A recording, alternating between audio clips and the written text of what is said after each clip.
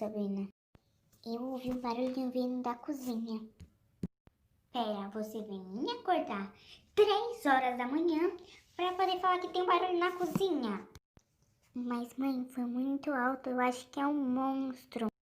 Sabina e Talco, por que você me acordou só você ir e ver o que tem sozinha? Por isso que eu ia chamar, vem comigo, mãe.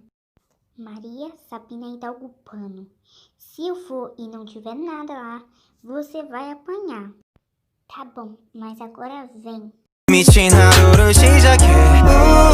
Lá, lá, lá, lá, lá. Oi, Rei oi, Sabina. Lá, lá, lá. Noah, onde é que tu tava? Onde eu tava? Onde você tava? Bom, eu tava na cozinha, né? Deus me ajuda.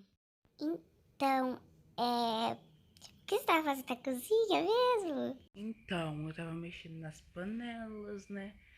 Pra ver se eu faço alguma coisa pra comer, mas não deu certo.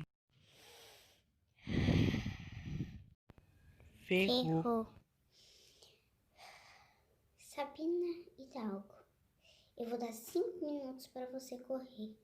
E Noah Urrea, eu vou dar 5 minutos para você arrumar toda aquela bagunça que você fez lá embaixo, tá?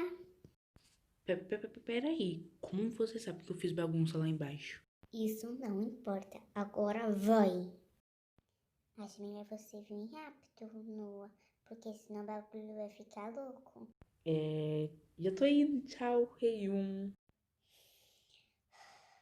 Nessa casa só tem pano de louco mesmo. Eu aqui no final do vídeo para avisar que não terá legenda por problemas técnicos de preguiça. E deixe uma pergunta aí embaixo para me responder.